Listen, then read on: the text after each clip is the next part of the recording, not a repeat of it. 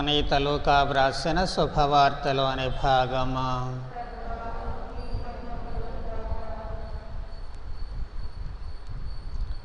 12వ అధ్యాయము 49వ వచనము నుంచి 53వ వచనము వరకు. యేసు శిష్యులతో ఇట్లనెను, నేను భూమి మీద నిప్పంటించుటకు వచ్చియున్నాను. అది ఇప్పటికే రగులుకొని ఉండవలసినది. నేను శ్రమలతో కూడిన స్నానమును పొందవలయను. అది నెరవేరునంత వరకు నా మనస్సుకు శాంతి లేదు. నేను భూమి మీద శాంతిని నెలకొల్పుటకు వచ్చితనని మీరు తలంచుచున్నారా? లేదు, విభేదములు కలిగించుటకై వచ్చితనని మీతో చెప్పుచున్నాను. ఇక నుండి ఒకే ఇంటి యందు 5 అన్నచో వారిలో 3 ఇద్దరు, 2 3 విరోధులగుదరు. తండ్రి కుమారుని, కుమారుడు తండ్రిని, తల్లి కుమార్తెను, కుమార్తె తల్లిని, అత్త కోడలని, కోడలు అత్తను ఎదిరించను. ఇది క్రీస్తు సువిశేషము.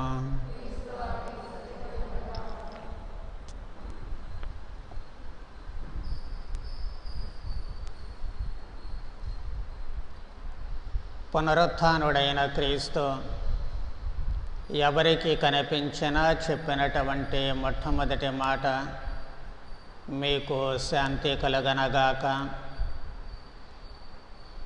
ఆయన శాంతి దూతగా కాదు కానీ శాంతి దాతగా ఈ లోకములో ఉన్నారు. పరలోకమున దేవునికి మహిమ, భూలోకమున మంచి మనస్కులకు శాంతి. ఆయన జన్మ కారణాన్ని దేవదూతలు పుట్టినప్పుడే పరలోకములో ఆకాశములో పాడుతూ ఉన్నారు. కాబట్టి సమాధానకర్త అయినటువంటి క్రీస్తు నేను శాంతి ఇవ్వడానికి కాదు, విభేదాలు సృష్టించడానికి, నిప్పు పెట్టడానికే వచ్చాను అని చెప్పడము కొంచెము వింతగా అనిపిస్తూ ఉంటుంది, ఆశ్చర్యంగా అనిపిస్తూ ఉంటుంది. ఈ విభేదాలు ఎందుకు వస్తూ ఉన్నాయి అంటే ఒకే ఒక కారణము, సత్యాన్ని అంగీకరించేవాళ్ళు, సత్యాన్ని తిరస్కరించేవాళ్ళు. ఈ 2 వర్గాలుగా మనుషులు విడిపోతారు అని ప్రభువు స్పష్టం చేస్తూ ఉన్నారు. తాను తీసుకొని వచ్చినటువంటి శాంతి వాస్తవానికి అందరికీ సమాన స్థాయిలో లేకపోవడం కాకుండా అది 2 వర్గాలుగా విభజిస్తూ ఉంటుంది. మంచిని అంగీకరించేవాళ్ళు, మంచిని తృణీకరించేవాళ్ళు. ఈ మాటలు సరిగ్గా ఈరోజు మనము కొనియాడుతూ ఉన్న పునీత 2వ జాన్ పాల్ పాప గారి జీవితంలో నెరవేరుతూ ఉన్నాయి. శాంతి దాతగా ప్రభువు ఈ లోకానికి వస్తే శాంతి దూతగా ఈ లోకములో ఆయన జీవించారు. అందుకే యావత్ ప్రపంచమంతా కూడా ఆయనను శాంతి దూతగానే కొనియాడుతూ ఉన్నారు. ఆయన పెట్టినటువంటి నిప్పు ఎక్కడెక్కడ రగులుకుంది, ఎలా రగులుకుంది అని ఇప్పుడు మనం ప్రస్తావించుకోనవసరం లేదు. కానీ కుప్పకూలినటువంటి కమ్యూనిజాన్ని ప్రపంచంలో ఒక్కసారి మనము చూచినట్లయితే ఆయన ప్రభావము ఎంతగా ఉంది స్వేచ్ఛపై అనేది ప్రతి మనిషికి కూడా అర్థమవుతూ ఉంటుంది. ఆయన బాల్యములోనికి ఒక్కసారి మనం తొంగి చూసినట్లయితే ఆయన అసలు పేరు కరోల్ జోసెఫ్ వోక్త్యాల. ఆయన మే 18, 1920వ సంవత్సరంలో పోలాండు దేశంలో వాడోవైస్ అనేటువంటి పట్టణంలో జన్మిస్తూ ఉన్నారు. ఆయన తండ్రి మిలిటరీలో ఒక మంచి సైన్యాధికారి. అందుకోసమే ఈయన ఒక మంచి క్రమశిక్షణతో పెరగడానికి సహజమైనటువంటి మిలిటరీ రూల్స్ వాళ్ళు అక్కడే కాదు ఇంట్లో కూడా పెడుతూ ఉంటారు. కాబట్టి చక్కటి క్రమశిక్షణతో జాన్ పాల్ పాప్ గారు చిన్నప్పుడు పెరగడానికి అవకాశాన్ని కల్పిస్తూ ఉంటుంది. ఫలితంగానే ఆయన చదువుల్లో దిట్ట, అలాగే సాకర్ ఫుట్బాల్లో ఆయనకు మంచి ప్రవేశము ఉంది, మంచి ఆటగాడు కూడాను. ఆయనకు 21 సంవత్సరం వచ్చినప్పుడు తండ్రి మరణిస్తూ ఉన్నారు. ఆ తర్వాతనే ఆయనలో మెదిలినటువంటి సంఘర్షణ, అప్పటి వరకు మతములో కొంచెము మెకానికల్గా జీవించినటువంటి ఆయనలో గురువు కావాలి అనేటువంటి కోరిక పుడుతూ ఉంటుంది. ఫలితంగా ఆయన 2 సంవత్సరాల గురు విద్యను చాలా రహస్యంగా అభ్యసించాల్సి వచ్చింది. అంటే అప్పట్లో నాజీలు పోలాండ్ను ఆక్రమించుకునే దురాగతాలు చేసేటువంటి నేపథ్యంలో క్రైస్తవత్వము బహిరంగమైనటువంటి ఆచరణకు అవకాశం లేదు. అందుకోసమే కార్కోవ్ కార్డినల్ ప్రిన్స్ యాడమ్ గారు రహస్యంగా ఒక సెమినరీ నడుపుతూ ఉన్నారు. ఆ రహస్య సెమినరీలో చట్టవిరుద్ధంగా ఆయన 2 సంవత్సరాల పాటు గురు విద్యను అభ్యసిస్తూ ఉన్నారు. ఆ తర్వాత 1944లో నాజీలు దాన్ని చుట్టుముట్టినప్పుడు ఆయన వెంట్రుకవాసిలో మరణాన్ని తప్పించుకొని ఆర్చ్ బిషప్ గారి బంగ్లాకు చేరుతూ ఉన్నారు. అక్కడ ఈ గురువుల వస్త్రధారణలో ఆయన ఉంటూ తన ప్రాణాలు కాపాడుకోవడమే కాకుండా అప్పుడు ఆ జీవించినటువంటి జీవితంలో నాజీలు చేసినటువంటి దురాక్రమణలను ఆయన స్వయముగా కళ్ళారా చూశారు. వాళ్ళు సృష్టించినటువంటి భీభత్సాన్ని, అలాగే గురువులను హత్య చేయడము, ఇవన్నీ కళ్ళారా చూసినటువంటి ఆయనకు అసలు గురుత్వ జీవితం అంటే ఏమిటి అనేది అప్పుడే ఆయనకు అవగాహనకు వస్తూ ఉంటుంది. చివరకు మళ్ళీ 1945వ సంవత్సరంలో పోలాండ్ దేశాన్ని రష్యా ఆక్రమించుకుంది. అది కూడా కమ్యూనిస్టు దేశమే. ఈ సంఘర్షణల మధ్య మరుసటి సంవత్సరం అంటే 46వ సంవత్సరంలో గురువుగా అభిషేకింపబడుతూ ఉన్నారు. అయితే తన ప్రథమ పూజా బలిని మనలాగా ఆడంబరంగా అందరి మధ్యన జరుపుకోలేదు.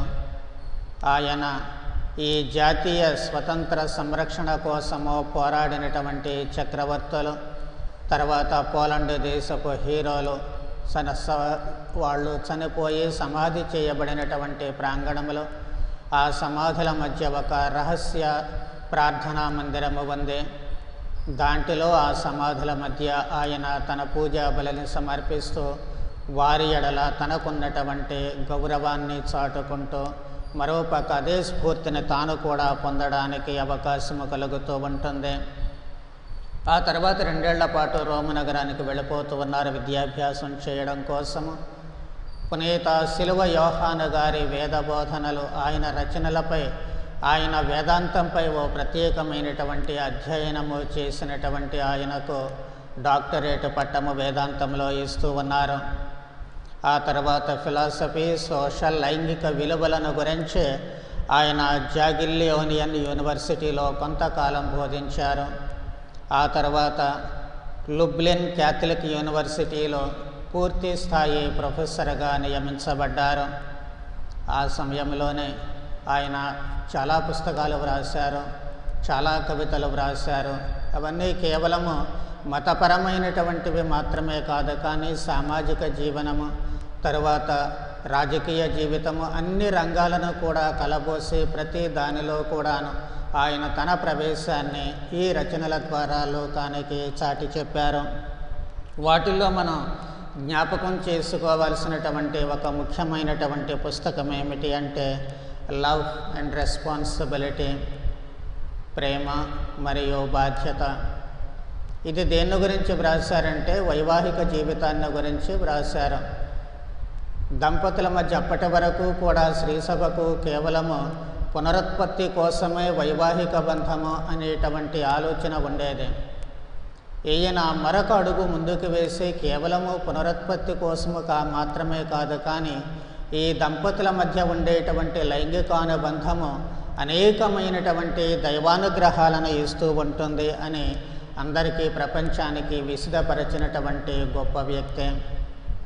1958లో కమ్యూనిస్టుల మధ్య అంటే పోలాండ్ దేశమంతా కూడా యువకులను ఆయన ప్రోగు చేసుకుని యువ గురువులను ఆయన ప్రచారించినటువంటి తీరు, ప్రసంగించినటువంటి తీరు ఇవన్నీ కూడా ఆయన ధైర్యాన్ని ప్రపంచానికి చాటి చెప్పాయి.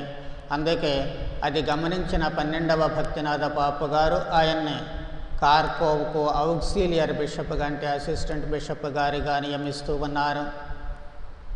ఆ తర్వాత 6వ పౌల్ పాపు గారు ద్వితీయ వాటికన్ మహాసభ నిర్వహించినప్పుడు దాంట్లో ఈయన కీలకమైనటువంటి పాత్రను పోషించారని చెప్పుకోవచ్చు. ఈయన ప్రతిభా పాఠవాలను గమనించినటువంటి పాపు గారు ఈయనను ఆర్చ్ బిషప్గా నియమిస్తూ ఉన్నారు.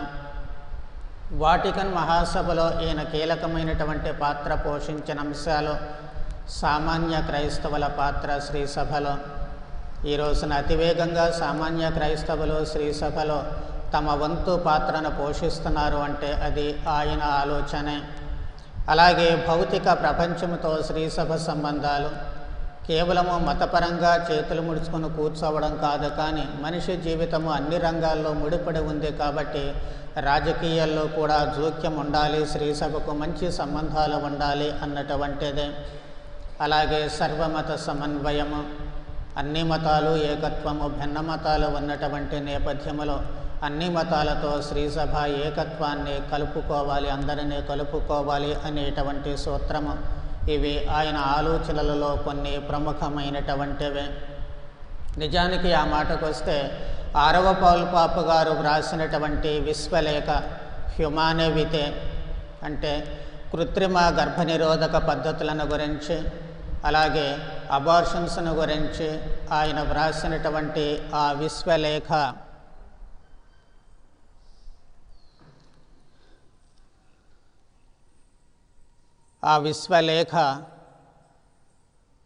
వాస్తవానికి చాలా విశ్వలేఖల మాదిరిగా మరుగున పడిపోతూ ఉంటుంది. దాన్ని పట్టించుకోకుండా వదిలివేస్తూ ఉన్నారు. ఈయన ప్రభావము చేతనే పాపు గారు దాన్ని వ్రాశారు. అయినప్పటికీ కూడాను చాలా విశ్వలేఖలు మరుగున పడిపోయాయి. అలాగే ఇది కూడా పడిపోతూ ఉంటుంది. కారణము ఏమిటి అంటే కొంతమంది బిషప్ గారులే చాటుగా దీన్ని విమర్శించడం కూడా మనం చూస్తూ ఉన్నాము. ఇదే జాడ్యము ఈనాటికి మనలో కొనసాగుతూ ఉంటుంది. శ్రీసభకు వ్యతిరేకమే అయినప్పటికీ కూడా కృత్రిమ గర్భనిరోధక పద్ధతులు తప్పు అని ఈనాడు మనము ఎవరము కూడా గొంతెత్తి చెప్పలేకపోతూ ఉన్నాము. గర్భస్రావాలు కూడా దేవునికి విరుద్ధము అన్నటువంటి మాటను ఈ రోజుకి మనం చెప్పలేకపోతూ ఉన్నాము.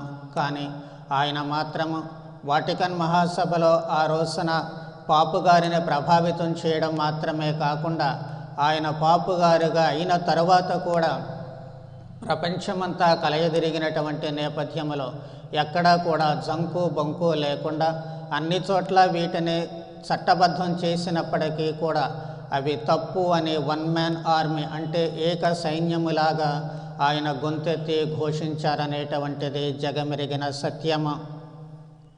తరువాత ఆయన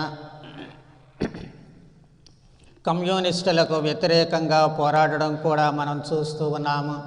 అందుకే ఆయన ఆర్చ్ బిషప్గా ఉన్నటువంటి కాలంలోనే చాలా కాలము కమ్యూనిస్టులతో జరిపిన పోరాటాల్లో చివరకు బహిరంగంగా న్యూయార్క్ అనేటువంటి ఒక చర్చిని 1977లో నిర్మించడానికి ఆయన కృతకృత్యులవుతూ ఉన్నారు.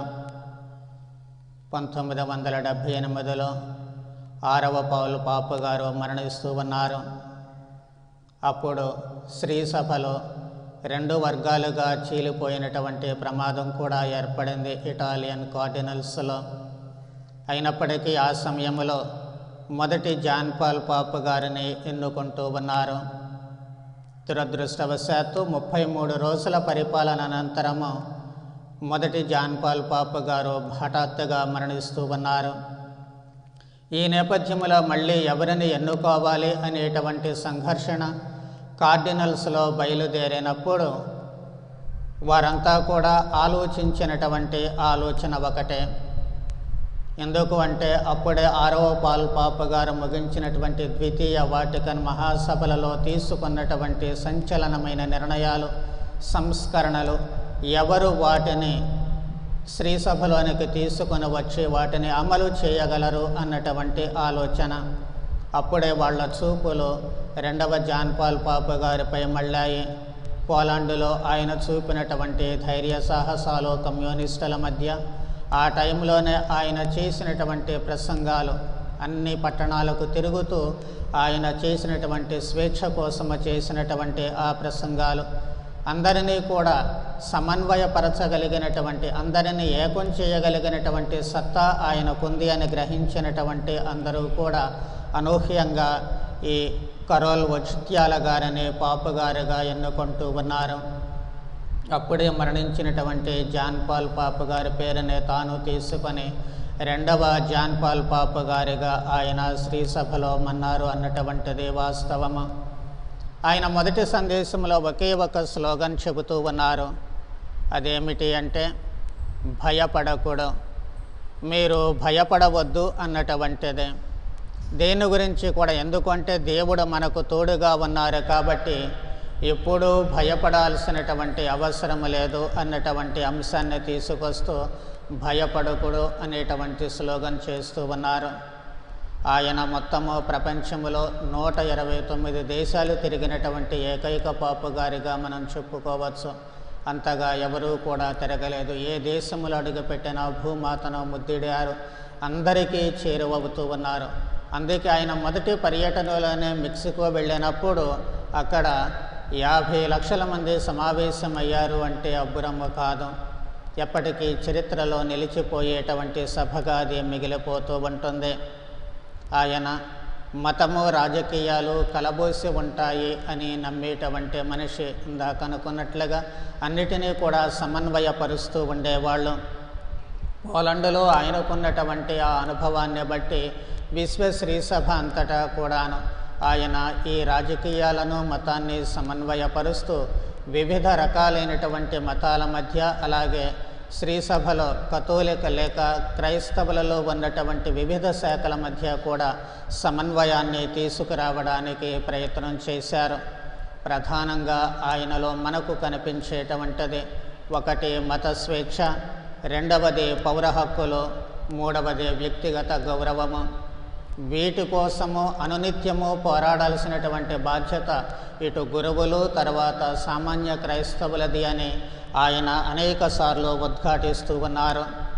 ఇందాక అనుకున్నట్లుగా అబార్షన్స్, తర్వాత మర్సీ కిల్లింగ్, అంటే జబ్బుల నుంచి ఇక వీళ్ళు బయటపడలేరు, బాధపడుతూ ఉన్నారు అన్నటువంటి ఆ సమయంలో వాళ్లను చంపివేయడం, దాన్ని మర్సీ కిల్లింగ్ అని చెప్పి అంటూ ఉంటాము. దానికి కూడా ఆయన ఒప్పుకోలేదు. అన్ని ప్రపంచ దేశాలన్నిటినీ కూడా వ్యతిరేకించి ఆయన నిలబడుతూ ఉన్నారు.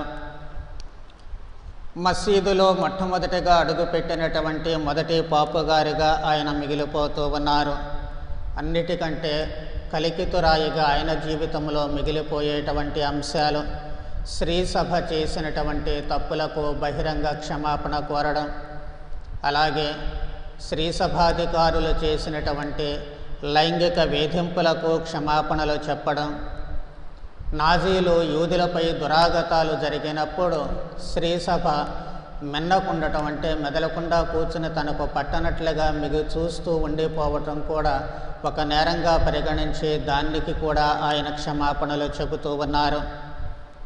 చివరకు తననే కాల్చినటువంటి ఆ వ్యక్తిని జైల్లోకి వెళ్ళి మరి ఆయనకు క్షమాపణలు ఇస్తూ ఉన్నారు. 2014వ సంవత్సరంలో ఈయన పునీతుడిగా ప్రకటించబడుతూ ఉన్నారు. 2005వ సంవత్సరంలో మరణించినటువంటి ఆయనకు మొదట 16వ బెనడిక్ట్ పాపు గారు ధన్యతా పట్టము, ఇప్పుడున్నటువంటి ఫ్రాన్సిస్ పాపు గారు పునీతుల పట్టము కట్టడము కూడా మనము చూస్తూ ఉన్నాము. 26 సంవత్సరాల సుదీర్ఘమైనటువంటి పరిపాలన ఉక్కుపాదముతో చేసినటువంటి పాపుగారిగా మనం గుర్తుంచుకోవచ్చు. అలాగే ఇటాలియన్ పాపుగారులు కాకుండా మరి ఇటాలియనేతర వేరే దేశాల నుంచి పాపుగారైనటువంటి ఈయన, అంటే ఆ మధ్యకాలంలో 450 సంవత్సరాల తర్వాత అంతకుముందు 6వ ఏడ్రియన్ పాపు గారు ఉన్నారు డచ్ దేశం నుంచి. ఆ తర్వాత మళ్ళీ 455 సంవత్సరాల వరకు అందరూ ఇటాలియన్ పాపు గారులే ఉన్నారు. ఆ తర్వాత మళ్ళీ తెరపైకి ఎక్కింది 2వ జాన్ పాల్ పాపు గారు. ఇప్పుడు మళ్ళీ వాస్తవానికి దక్షిణ అమెరికా నుంచి ప్రస్తుతం ఉన్నటువంటి పాపు గారు. ఈయన జీవితము మనకు ఒక అబ్బురమైనటువంటి భవిష్యత్తును మన ముందుంచుతూ ఉంటుంది. ఆయన జరిపినటువంటి పోరాటము ఎక్కడా కూడా కాంప్రమైజ్ కాకుండా దేనికి కూడా తాను నమ్మినటువంటి సత్యానికి కట్టుబడి ఉండడము, అలాగే స్వతంత్రము కోసం ఆయన చేసినటువంటి పోరాటాలు, ఆయన ప్రభావమే రష్యాలో కటిస్ట్రోవా అనేటువంటిది రావడము, స్వేచ్ఛ అనేటువంటిది వాళ్లకు రావడం కూడా అది జగమెరిగినటువంటి సత్యమే. అధికారికంగా మనము దాన్ని ప్రకటించలేము, కానీ వాస్తవానికి పాపు గారి ప్రభావమే అక్కడ స్వేచ్ఛ రావడానికి అవకాశము కుదిరింది అనేటువంటిది బహిరంగ రహస్యమే. ఈ విధంగా తనదైనటువంటి ముద్ర వేసినటువంటి ఈ పాపు గారు మన జీవితాలకు ఒక మార్గదర్శి అవుతూ ఉన్నారు. మనము అన్నిటినీ కూడా మాటలకే పరిమితం చేస్తాం, కానీ మన జీవితంలో నమ్మినటువంటి సత్యాలు, మనము తెలుసుకున్నటువంటి సత్యాలు, మనము విశ్వసించే సత్యాలు, వాటిని ఆచరించడానికి ఖచ్చితంగా నడుము కట్టుకొని తప్పును తప్పు, ఒప్పును ఒప్పుగా చూపించగల ధైర్యము, సత్తా మనకు ఈ పాపుగారి ద్వారా ఒక స్ఫూర్తిని అందిస్తూ ఉంటాయి. కాబట్టి ఈయనను జ్ఞాపకం చేసుకునేటువంటి ఈ సమయంలో ఆయన అడుగుజాడలలో నడుస్తూ ఆయన మనకు అందించినటువంటి ఆ శాంతి సూత్రము మనము కూడా అనుసరించగలిగేటట్లు, శాంతి సాధనలో ఎక్కడా కూడా ఏ విధమైనటువంటి సర్దుబాటు ధోరణికి లోను కాకుండా ధైర్యంగా భయపడకుడి అన్నటువంటి ఆయన నానుడిని మనము కూడా స్వీకరించి ధైర్యంగా ముందుకెళుతూ అసలు సిసలైన క్రైస్తవులముగా మన స్థాయిలలో జీవించే భాగ్యాన్ని ప్రసాదించమని తండ్రి దేవుని ప్రార్థన చేద్దాం. పితా పుత్ర పవిత్రాత్మ నామమున.